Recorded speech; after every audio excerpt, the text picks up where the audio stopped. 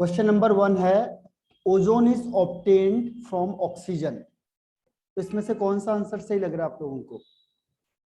Bye reduction at high temperature, by oxidation, by using a catalyst, by silent electric discharge या by conversion at high pressure. Okay Sumit, Yamini and Ambika.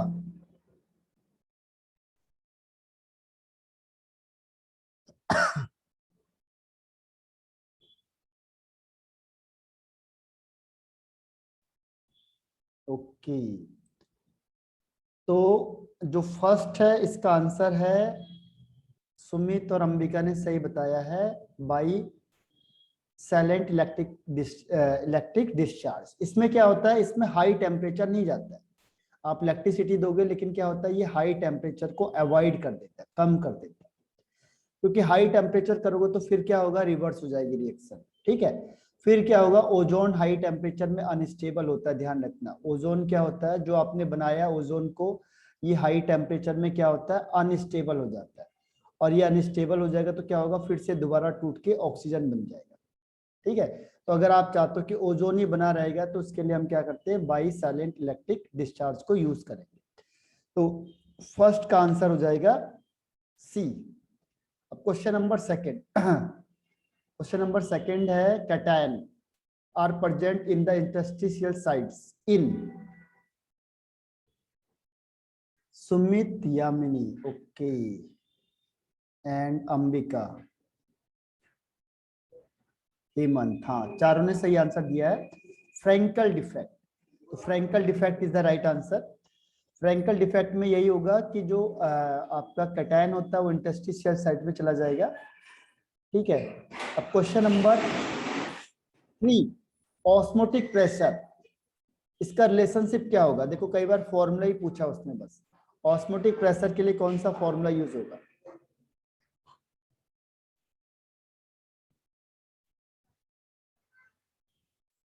Yamini, Ambika, okay and Sumit, और इसके अलावा हेमंत। इनमें से कौन सा आंसर लग रहा है, ए बी सी डी में से कौन सा आंसर है? हेमंत, ओके। और सुमित, आपने क्या बताया था?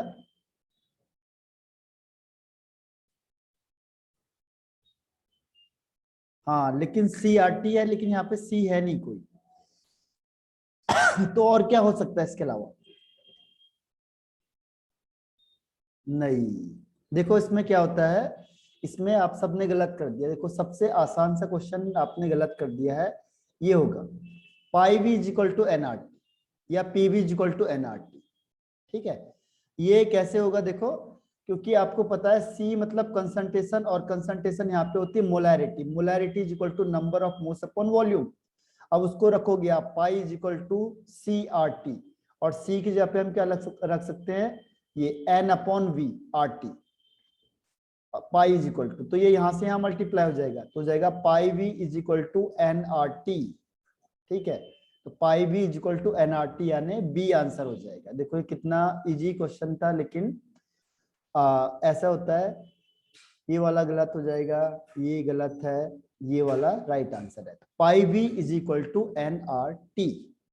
ठीक है, क्वेश्चन आपने रॉन्ग कर दिया। अपने मार्क्स कैलकुलेट करना, फिर मुझे बता देना आपने कितने मार्क्स किया हुआ है। फोर्थ क्वेश्चन देखो, फोर्थ क्वेश्चन में है in a crystal if the number of atoms per unit is 2।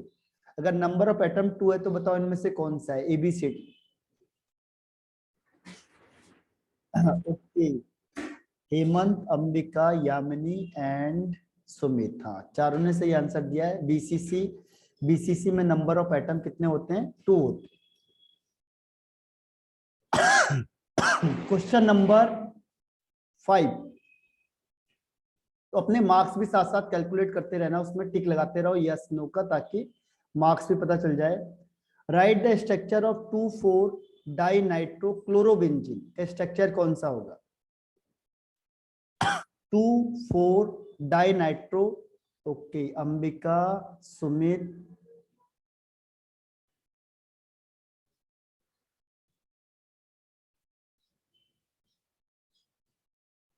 और इसके अलावा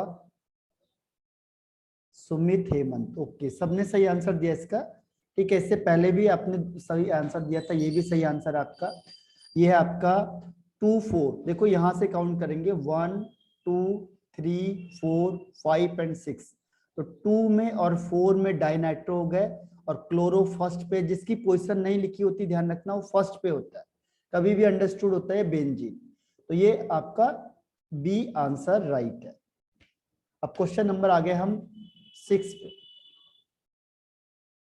क्वेश्चन नंबर 6 में कह रहा है कि पॉजिटिव आइडोफॉर्म टेस्ट, ये आपको बताया नहीं था। इसमें क्या होता है देखो, इसके आइडोफॉर्म टेस्ट कौन सा देगा, जिसके पास भी CH3 C double bond O group present होता है, वो पॉजिटिव आइडोफॉर्म टेस्ट देता है। ठीक है, इसमें हम क्या करते हैं, NaOH को और आयोडीन को मिलाते हैं, तो उसमें येलो कलर आता है। लेकिन अल्कोहल में क्या होता है, अल्कोहल में जब आप जहां पे हाइड्रोजन है, जैसे जहां पे CH2OH लिखा हुआ है, यहाँ पे एक हाइड्रोजन यहां से निकालो और एक हाइड्रोजन यहां से निकालो, और यहाँ डबल बॉन्ड दिखा दो बस। ठीक है, तो जिस कंडीशन में ये आ जाएगा वो आइडोफॉर्म शो करेगा। तो उसमें होता है डिहाइड्रोजिनेशन, यानी जिसमें हाइड्रोजन आपने निकाल दिया और उसके बाद किसी में भी ये वाली कंडीशन आ गई CH3CO, अगर CH2CO आएगा तब नहीं माना जाएगा, CH3CO जिसमें आएगा वो आइडोफॉर्म टेस्ट देता है, बस इसकी यही पहचान है। और अल्कोहल से H और OH को बाहर निकाल दो, बस और कुछ नहीं। ठीक है,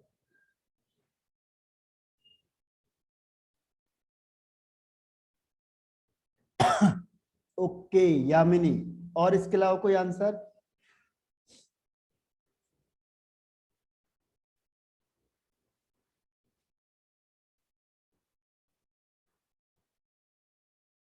हेमंत, ओके, और अंबिका। ये मैंने बताया था इंपॉर्टेंट टेस्ट है, और ये कई टाइम से पूछा हुआ टेस्ट है, बहुत बार इससे पूछा है। ठीक, तो आ,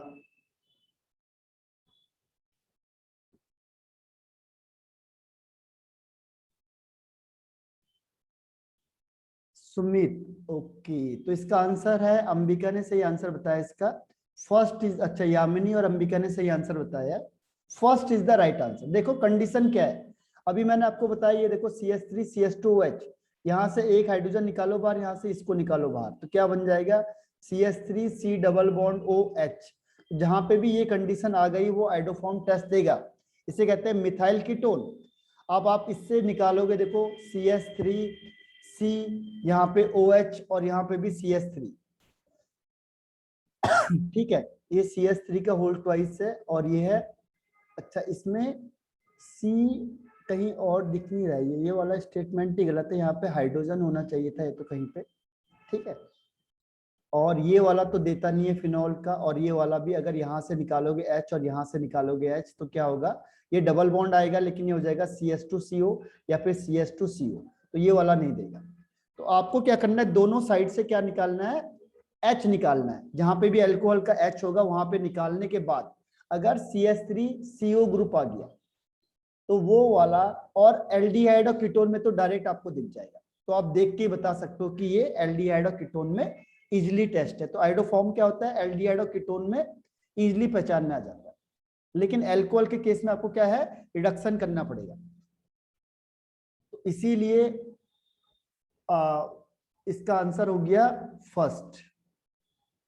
ठीक, अब क्वेश्चन नंबर आते हैं नेक्स्ट पे।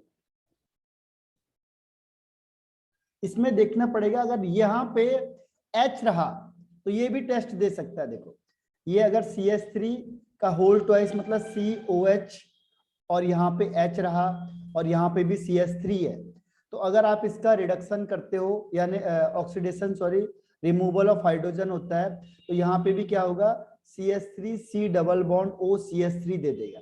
तो ये वाला भी आइडोफॉर्म टेस्ट दे सकता है, क्योंकि इसमें दोनों ग्रुप है, जहां पे ये है तो ये दोनों पॉजिटिव दे सकता है। तो यहाँ पे थोड़ी सी मिसप्रिंट हो गई है, ठीक है, तो जिसने ये और ये दोनों लिखे हैं वो सही मान दिए जाए। अब इसके बाद आता है question number 7, which of the following alcohol most soluble in water, सबसे जल्दी वाटर में कौन सॉल्युबल होगा? ओके, हेमंत। और कोई आंसर? कौन सा एल्कोहल है इनमें से जो वाटर में ज्यादा सॉल्युबल होगा? Yamini, okay, and Ambika and Sumit. हाँ, सबने सही आंसर दिया लगभग लगभग, थोड़ा सा यामिनी मिस कर गई। देखो इसमें क्या होता है कि वाटर में सॉल्युबल कौन होगा? जो OH ग्रुप होता है जिसके पास, लेकिन जो C वाला ग्रुप होगा वो तो वाटर में सॉल्युबल नहीं होगा, तो C जितना कम होगा उतना ज्यादा सॉल्युबल होगा। प्रोपेन का मतलब 3C है, हेक्सेनॉल का मतलब 6C है, पेंटेनॉल का मतलब 5C है, और ब्यूटेनॉल का मतलब 4C है। तो सबसे जल्दी कौन घुलेगा? Propane, propanone. फिर उसके बाद ब्यूटेन, क्योंकि इसके पास थोड़ा बड़ा है। फिर C 5 कार्बन है। फिर D हेक्सेनॉल, हेक्सेनॉल। ठीक है, तो जितने कार्बन ज्यादा, क्योंकि जो C वाला ग्रुप होता है वो तो वाटर में डिसॉल्व होता नहीं है, जितना बड़ा C होगा उतना वाटर में इनसॉल्युबल हो जाएगा। तो लोअर एल्कोहल क्या होते हैं? वाटर में जल्दी सॉल्युबल हो जाते हैं। हाँ, मेथेनॉल मैक्सिमम होगा, सही कहा हेमंत, मेथेनॉल होता तो मैक्सिमम होता। अब क्वेश्चन नंबर नेक्स्ट है कि बताओ इनमें से मैक्सिमम कैटेनेशन पावर किसकी है? Maximum catenation value.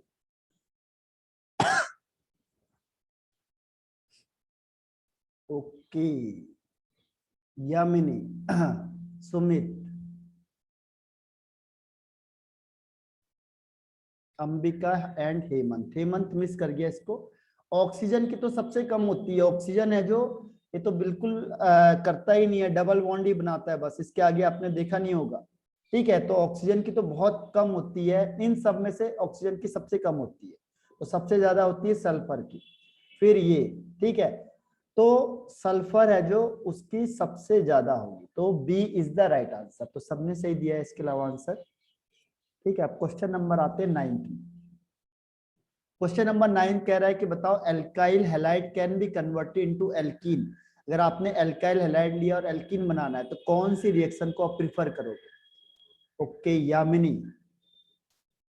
और कोई आंसर इसके अलावा? एल्काइल हैलाइड का मतलब क्या हुआ? ओके, अंबिका। एल्काइल हैलाइड का मतलब हुआ यहाँ पे जब सपोज करो Cl है और आपको इसे एल्कीन में कन्वर्ट करना है, यहाँ पे डबल बॉन्ड आना है। ठीक है, एल्काइल हैलाइड का मतलब Cl है, एल्काइल हैलाइड, और एल्कीन का मतलब आपको चाहिए वहां पे डबल बॉन्ड। तो आप कौन सी रिएक्शन को प्रिफर करोगे जिससे एल्कीन बन जाएगा?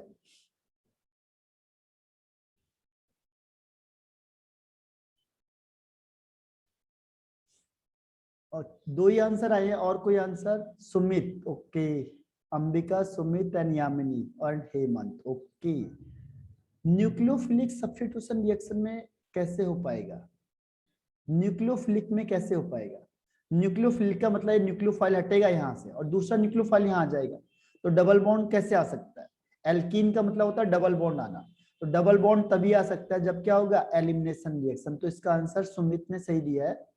ठीक है, ध्यान रखना, एल्केन से एल्काइल हैलाइड से एल्कीन बनाओगे तो आपको एलिमिनेशन करना पड़ेगा। ये आपके पास ये है Cl, तो Cl और यहाँ H को हटाओगे, आप एलिमिनेट करोगे तभी डबल बॉन्ड आ सकता है। अगर आप इसे सब्स्टिट्यूट करोगे तो ये एल्कोहल बन जाएगा, या एल्डिहाइड है, या कुछ और ग्रुप बन जाएगा, तो ये एल्कीन यानी डबल बॉन्ड नहीं आ सकता इसमें।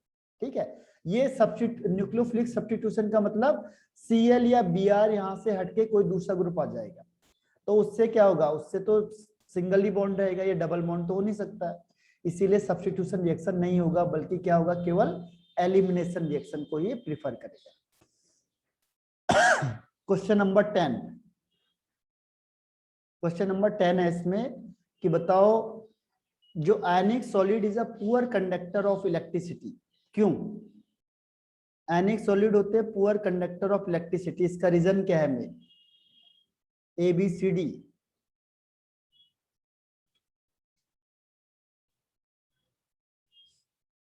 ओके यामिनी, और इसके अलावा कोई answer? Hemant, Sumit and Ambika. Okay Sumit, sorry ये हेमंत और अंबिका का राइट आंसर है। देखो ions are rigidly held in solid. जो आयंस होंगे जैसे NaCl है, NaCl के आयंस क्या होंगे? ये पुअर कंडक्टर होते हैं सॉलिड स्टेट में। सॉलिड स्टेट में ये इलेक्ट्रिसिटी को पास नहीं करेंगे। क्यों? क्योंकि इसके बीच में फोर्स ऑफ अट्रैक्शन स्ट्रांग होता है। तो ये आयंस होते हैं जो स्ट्रांग फोर्स ऑफ अट्रैक्शन से बाइंड होते हैं। तो यहाँ पे फ्री आयंस नहीं मिलेंगे हमें, फ्री आयंस नहीं होते, absence of free ions, absence of free ions. जब फ्री आयंस होंगे नहीं तो उसकी वजह से क्या होगा? इलेक्ट्रिसिटी कंडक्ट नहीं हो पाएगा। ठीक है, बाकी तो क्या है, charge on the ions is unequally distributed से हमें कोई मतलब नहीं, क्योंकि जब आप कोई भी आयंस लोगे तो उसमें डिस्ट्रीब्यूशन का कोई लॉजिक नहीं है। अनइक्वल हो या इक्वल होगा, लेकिन अगर कहीं पे भी चार्ज अगर आया या इलेक्ट्रॉन आया, फ्री इलेक्ट्रॉन या फ्री आयंस, तो वहां पे इलेक्ट्रिसिटी पास होगी। अगर कोई भी फ्री आयंस आपके पास हो और फ्री इलेक्ट्रॉन्स होगा तो उस केस में इलेक्ट्रिसिटी पास होगी। ठीक है, या ions do not conduct electricity का भी गलत है, क्योंकि आयन से इलेक्ट्रॉन ही इलेक्ट्रिसिटी के कंडक्ट करने के लिए रिस्पॉन्सिबल होते हैं। तो 10 का सी आंसर। अब आते हैं 11 पे। इंटरमॉलिक्यूलर हाइड्रोजन बॉन्डिंग किसमें प्रेजेंट नहीं होती है? इंटरमॉलिक्यूलर हाइड्रोजन बॉन्डिंग इसमें से किसमें प्रेजेंट नहीं होती है?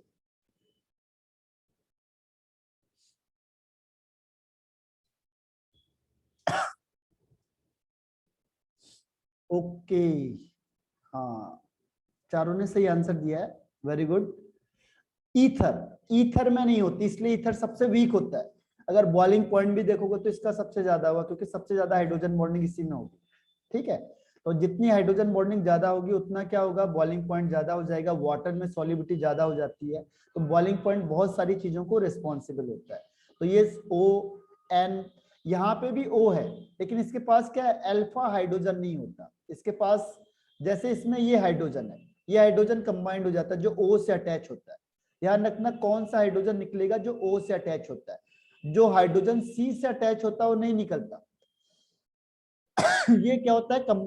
टाइटली बाउंड करके रखता है, क्योंकि दोनों की इलेक्ट्रोनेगेटिविटी सेम होती है। तो यहाँ पे ये हाइड्रोजन बॉन्डिंग नहीं बना सकता।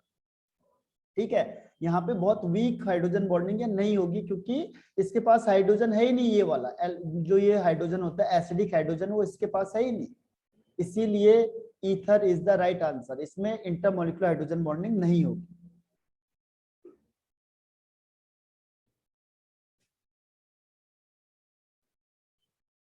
नहीं, कीटोन नहीं है, ये तो ईथर है। ये है CH3OCH3। ठीक है, CH3OCH3। कीटोन में भी ऐसी होगा, CH3C डबल बॉन्ड OCH3, लेकिन कीटोन में क्या होता है? डाइपोल डाइपोल इंटरेक्शन हो जाता है, तो उसमें थोड़ा सा फोर्स ऑफ अट्रैक्शन किसकी वजह से आता है? ये पोलैरिटी की वजह से आ जाता है। लेकिन हाइड्रोजन बॉन्डिंग इसमें भी नहीं होगी। हाइड्रोजन बॉन्डिंग तब होगी जब आप इसमें वाटर डालोगे। तब वाटर डालोगे तो क्या है? तब भी थोड़ी बहुत हो सकती है, क्योंकि इसमें चार्ज डेवलप हो गया। यहाँ पे इतना चार्ज यहाँ पे डेवलप नहीं हो पाता।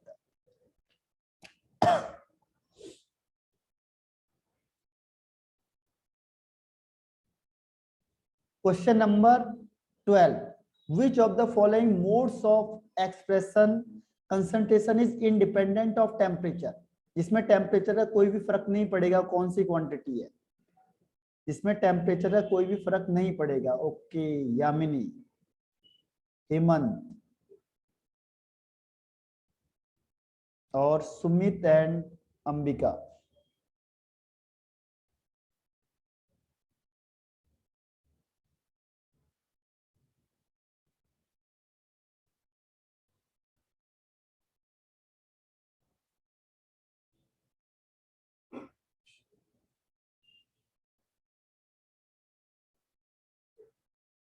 अच्छा, अंबिका एंड सुमित, ओके। तो सबने सही आंसर दिया है। हेमंत आप मिस कर गए। मोलैरिटी और ये दोनों एक ही होते, भाई भाई होते दोनों। मोलैरिटी और फॉर्मेलिटी एक ही है। ठीक है, बहुत ज्यादा डिफरेंस नहीं है, बस इसमें फॉर्मूला मास यूज होता है, इसमें मोलर मास यूज होता है। दोनों का अगर आप जनरली देखोगे तो फॉर्मूला एक ही जैसा होगा। ठीक है। बस एक चीज होती है, उसमें मोलर मास होता है, इसमें फॉर्मूला मास होता है, जो आयंस के बेस पे अलग हो जाता है। बाकी इसमें भी वही फॉर्मूला है, number of moles upon volume, यहाँ पे भी फॉर्मूला मास अपॉन वॉल्यूम। ठीक है। नंबर ऑफ मोल्स में क्या होता है, वेट अपॉन फॉर्मूला मास, और यहाँ पे होता है वेट अपॉन मोलर मास। बस फॉर्मूला मास चेंज हो जाता है आयंस के साथ साथ, लेकिन वॉल्यूम इसमें भी होता है, इसीलिए इनमें से कोई भी आंसर नहीं होगा। D is the right answer. Question number 13 है इसमें से, during dehydration of alcohol to alkene, अगर अल्कोहल से एल्कीन बनेगा तो डिहाइड्रेशन का मतलब वाटर रिमूव हो जाता है। ठीक है, तो बताओ इनिशियल स्टेप क्या होती है इसकी, इनिशियल स्टेप में क्या होगा? ओके यामिनी, और इसके अलावा अंबिका, हेमंत। इनिशियल स्टेप का मतलब फर्स्ट स्टेप में क्या होगा? सुमित, अगर आपने फर्स्ट स्टेप किया तो फर्स्ट स्टेप में क्या होगा? ओके, देखो प्रोटोनेटेड ऑफ अल्कोहल मॉलिक्यूल्स, इसमें मेन चीज होती है फॉर्मेशन ऑफ कार्बोकैटायन। ठीक है, देखो यही चीज होती है यहाँ पे, प्रोटोनेशन भी हम कह सकते हैं सही होता है, ये भी है आपका आंसर, ये भी है, लेकिन इन दोनों में से ज्यादा सही इसको मान लिया गया। रीजन क्या है? देखो जैसे आपने लिया अल्कोहल, अल्कोहल में क्या होगा, यहाँ पे OH आ जाएगा, इसके पास इलेक्ट्रॉन पेयर है। ठीक है, अब इलेक्ट्रॉन पेयर होगा तो क्या होता है कि जब आप H+ को यहाँ से डालोगे तो ये H+ यहाँ से इसके पास जाएगा।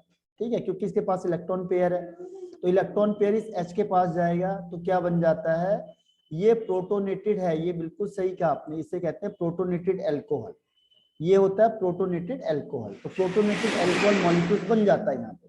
ठीक है, लेकिन इसके बाद ये वाटर मॉलिक्यूल यहाँ से तुरंत रिमूव हो जाता है अपने इलेक्ट्रॉन पेयर को लेके, तो वाटर मॉलिक्यूल एलिमिनेशन हो जाएगा और यहाँ पे बन जाता है कार्बोकैटायन। ठीक है, तो ये देखो सब एक जैसे रिएक्शन है, प्रोटोनेशन भी हो रहा है, वाटर मॉलिक्यूल भी रिमूव हो रहा है, और फॉर्मेशन ऑफ कार्बोकैटायन भी हो रहा है। तो कई बार ऐसी ऐसी चीजें आ जाती है जिसमें देखो सारी चीज एक साथ दिख रही है आपको, ये नहीं कि कोई भी गलत है।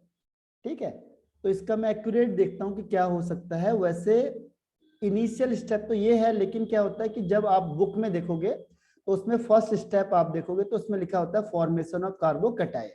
ठीक है, फॉर्मेशन ऑफ कार्बोकैटायन होता है, और यानी उसको कहते हैं प्रोटोनेशन।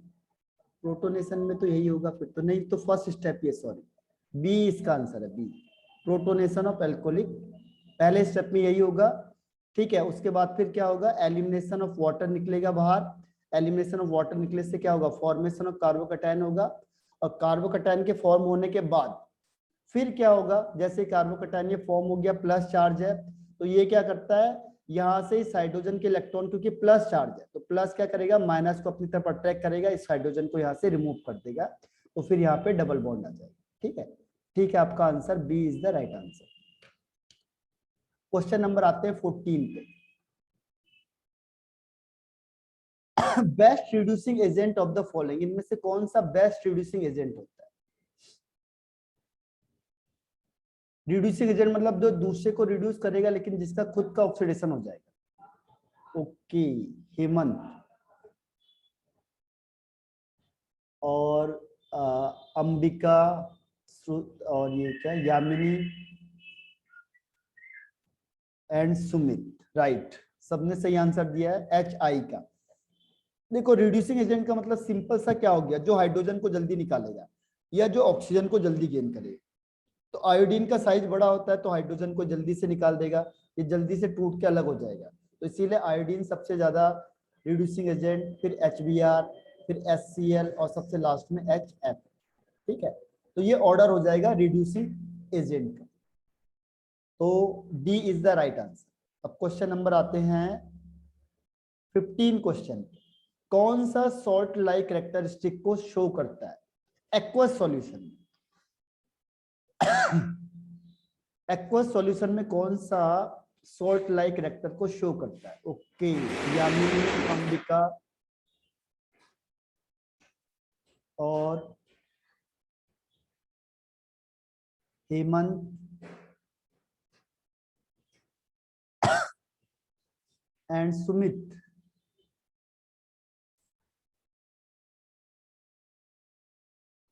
इसका आंसर सबने सही बताया है, ये अल्फा अमाइनो एसिटिक एसिड। हाँ, D is the right answer. देखो अल्फा अमाइनो एसिटिक एसिड नहीं लिख दिया इन्होंने गलत करके, ये लिखना था अल्फा अमाइनो एसिड।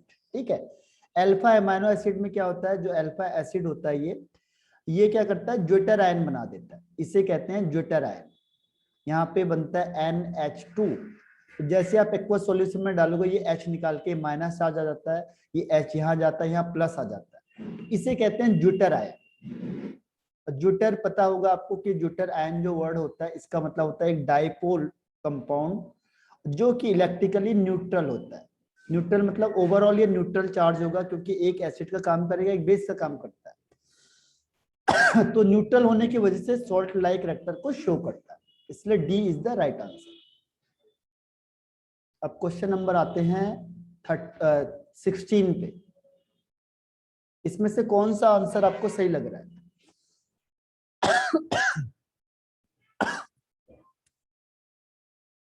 16 क्वेश्चन का कौन सा आंसर सही है?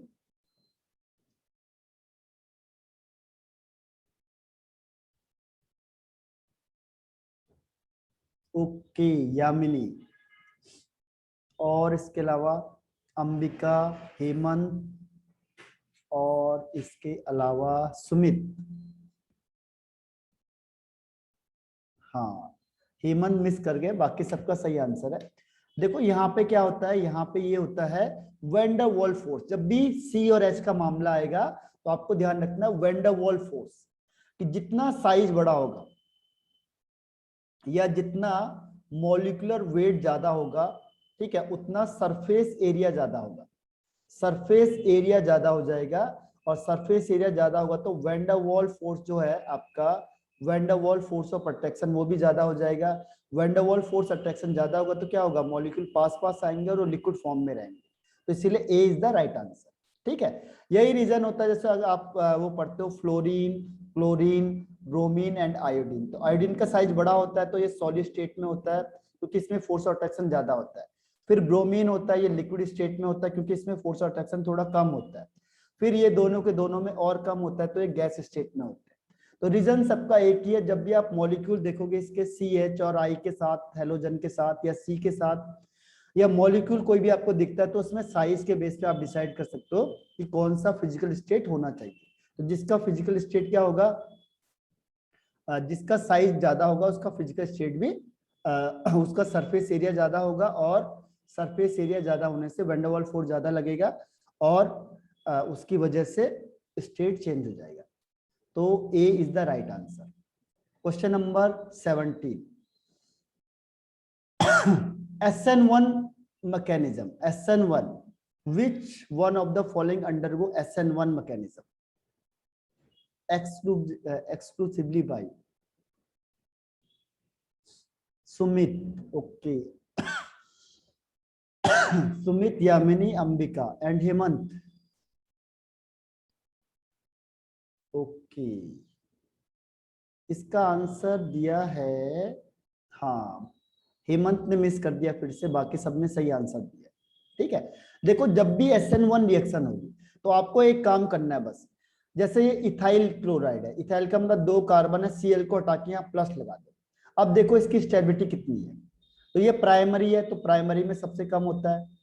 ठीक, उसके बाद दूसरा आइसोप्रोपाइल, आइसोप्रोपाइल का मतलब 3 कार्बन हो गए, यहाँ पे Cl लग गया। ठीक है, अब ये Cl को यहाँ पे हटा के यहाँ प्लस लगा दो, अब इसकी स्टेबिलिटी चेक करो, ये सेकेंडरी हो गया। उसके बाद आता है क्लोरोबेंजीन, क्लोरो मतलब बेंजीन में यहाँ पे Cl लग जाएगा। और फिर है बेंजाइल क्लोराइड, तो बेंजाइल का मतलब ये बेंजीन रिंग हो गया, यहाँ पे हो जाएगा CH2Cl, तो ये Cl हटाओ, यहाँ पे प्लस चार्ज लिया, तो ये रेजोनेंस की वजह से इसकी स्टेबिलिटी बहुत ज्यादा हो जाती है, ड्यू टू रेजोनेंस। ठीक है, ड्यू टू रेजोनेंस क्या होगी, इसकी स्टेबिलिटी बहुत ज्यादा हो जाती है, इसीलिए benzyl chloride is the right answer, बाकी इसके कंपैरिजन में कम हो जाएगा। और वैसे भी SN1 रिएक्शन करता है टर्सरी, सेकेंडरी, प्राइमरी, ठीक है, और बेंजाइल आता है तो टर्सरी के बाद बेंजाइल आ जाता है, यानी कि रेजोनेंस का भी आगे इंपॉर्टेंस है। तो ये आपका D is the right answer.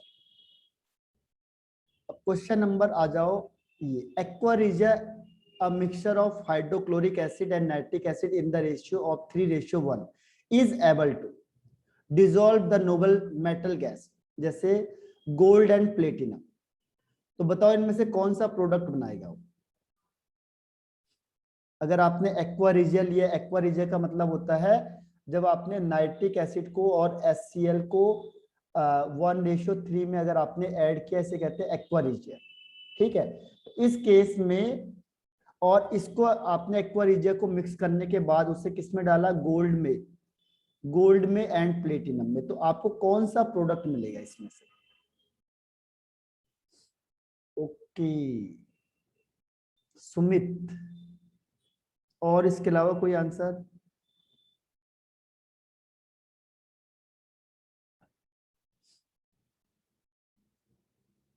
Yamini and Hemant,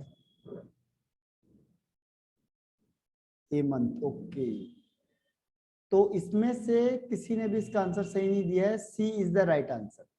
जब भी आप क्या करते हो, एक्वा रिजिया को किस में डालोगे? गोल्ड में डालोगे तो ये बनता है क्लोरोओरिक एसिड HClO4 माइनस, और NO2 गैस बनती है और H2O बनता है, ठीक है। ये वाला नहीं बनता, इसमें दूसरा कंपाउंड बन जाता है प्लेटिनम के साथ, ठीक है। तो गोल्ड के साथ आप करोगे तो ये वाला बनेगा। तो इसका आंसर हो जाएगा सी इज द राइट आंसर। अब नेक्स्ट आता है इसमें सेमी परमेबल मेम्ब्रेन किसको पास करती है? सेमी परमेबल मेम्ब्रेन, यामिनी, और इसके अलावा क्या नाम है, सुमित एंड हेमंत, ओके। तीनों ने सही आंसर दिया है। सॉल्वेंट मॉलिक्यूल को ही केवल क्या करेगी? पास करती है, बाकी सॉल्यूट मॉलिक्यूल को या सॉल्यूशन को पास नहीं करती। Question number 20, high ionisation enthalpy noble gas की क्यों होती है? किस चीज की वजह से इसकी आयोनाइजेशन जो पोटेंशियल है या एनर्जी है वो हाई हो जाती है?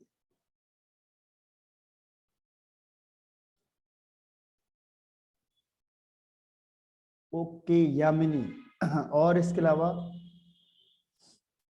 सुमित एंड हेमंत, तीनों ने सही आंसर दिया है, ठीक है। तीनों ने सही आंसर दिया। इसका स्टेबल कॉन्फ़िगरेशन वाला ही होता है, क्योंकि स्टेबिलिटी उसकी ज्यादा होगी, स्टेबल कॉन्फ़िगरेशन होगा तो इसकी वजह से क्या होता है कि उसकी एनएसएन एंथैल्पी हाई हो जाती है, क्योंकि उसका स्टेबल क्या है? कॉन्फ़िगरेशन तो फुली फिल्ड है। अब क्वेश्चन नंबर आते हैं 21 पे। जो अल्फा डी ग्लूकोज और बीटा डी ग्लूकोज होता है वो क्या होते हैं? एनोमर होते हैं, या इनेंशियोमर होते हैं, या ज्योमेट्रिकल आइसोमर होते हैं, या इपीमर होते हैं? Okay Yamini, Hemant and Sumit.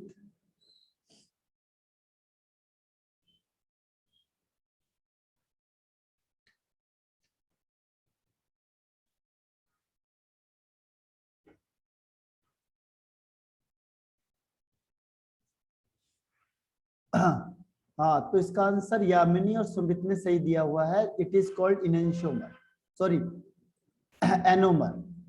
इसका मतलब है, हाँ, स्टार्टिंग में 20 किए हैं, ओके ओके ओके, ठीक है। तो ये हो गया एनोमर, ठीक है। एनोमर इसका आंसर है। कोई बात नहीं, गैस कर सकते हो आप, क्या जो आपको लग रहा है कि क्या हो सकता है उससे कर सकते हो, कोई बात नहीं, क्योंकि यहाँ पे तो सारे ऑप्शन आप ट्राई कर सकते हो। वहां पे आपको ध्यान रखना है, इसीलिए उसकी हैबिट को बनाना पड़ेगा ना, कहीं ऐसा ना हो कि वहां आप सारे कर दो। इसीलिए तो इसे कहते हैं एनोमर। अब क्वेश्चन नंबर 22, क्वेश्चन नंबर 22 है कि विच गैस इज इवॉल्व? अगर कंसंट्रेट नाइट्रिक एसिड और PbO2 को हमने मिक्स किया तो कौन सी गैस इवॉल्व होगी? और ये देखो लिखा हुआ है nitric acid strong oxidising agent होता है, तो ये क्या करेगा? इसको ऑक्सीडाइज कर देगा।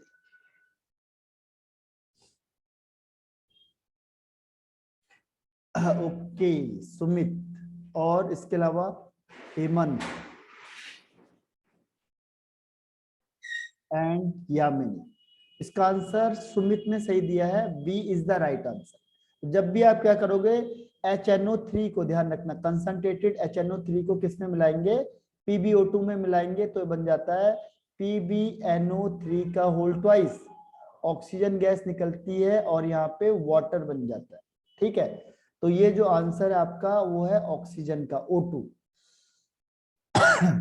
ठीक, तो PbO2 अगर कंसंट्रेट के साथ करेगा तो ऑक्सीजन गैस रिलीज होगी। अब देखो न्यूक्लियोफिलिसिटी का हमने कल भी क्वेश्चन किया था, एक न्यूक्लियोफिलिसिटी। तो न्यूक्लियोफिलिसिटी में आपको क्या ध्यान रखना है कि न्यूक्लियोफिलिसिटी क्या होती है, न्यूक्लियोफिलिसिटी जनरली इनवर्सली प्रोपोर्शनल होती है इलेक्ट्रोनेगेटिविटी के। जितनी इलेक्ट्रोनेगेटिविटी ज्यादा होगी उतना न्यूक्लियोफिलिसिटी कम हो जाएगी, यानी इलेक्ट्रॉन को डोनेट करने की टेंडेंसी कम हो जाएगी। ओके सुमित, और कोई आंसर इसमें? हेमंत एंड यामिनी, यामिनी फिर मिस कर गए इसे। देखो इलेक्ट्रॉन को डोनेट करने की टेंडेंसी किसकी ज्यादा होगी, कार्बन की, क्योंकि कार्बन की सबसे कम इलेक्ट्रोनेगेटिविटी होती है। अगर हम इलेक्ट्रोनेगेटिविटी देखेंगे, कार्बन की सबसे कम, फिर नाइट्रोजन की, फिर ऑक्सीजन की और फ्लोरीन की सबसे ज्यादा। तो न्यूक्लियोफिलिसिटी मतलब होता है जो अपने इलेक्ट्रॉन पेयर को बहुत जल्दी प्रोवाइड करते, दूसरे को जल्दी देते। तो ये सी इज द राइट आंसर। ठीक है, क्योंकि कार्बन जल्दी देगा, फिर नाइट्रोजन, फिर ऑक्सीजन, फ्लोरीन तो सबसे लास्ट में देगा, क्योंकि सबसे ज्यादा कंजूस कौन है, फ्लोरीन है। इसकी इलेक्ट्रोनेगेटिविटी सबसे क्या है, कम है, सबसे ज्यादा है, तो इलेक्ट्रॉन को डोनेट नहीं कर सकता। न्यूक्लियोफिलिसिटी मतलब जो अपने इस इलेक्ट्रॉन को क्या करेगा, बहुत जल्दी डोनेट कर, वो उसकी न्यूक्लियोफिलिसिटी उतनी ज्यादा होती है, तो इसीलिए सी इज द राइट आंसर। तो ये ध्यान रखना, न्यूक्लियोफिलिसिटी क्या होती है, इनवर्सली प्रोपोर्शनल होती है इलेक्ट्रोनेगेटिविटी। तो ये कल हमने किया था, इससे फ्लोरीन हो गया, क्लोरीन हो गया, ब्रोमीन हो गया, आयोडीन हो गया। तो ये टॉप टू बॉटम इंक्रीज करती है। ठीक है, आयोडीन क्योंकि बड़ा साइज होता है तो इलेक्ट्रॉन को जल्दी से डोनेट कर देगा, इसीलिए न्यूक्लियोफिलिसिटी क्या होता है, आयोडीन की ज्यादा हो जाती है, क्योंकि इसको इलेक्ट्रॉन डोनेट करने की टेंडेंसी ज्यादा हो जाएगी। तो आपको टाइम खत्म हो गया, रिज्वाइन करना है फिर से सेम आईडी पे, रिज्वाइन करो सेम आईडी।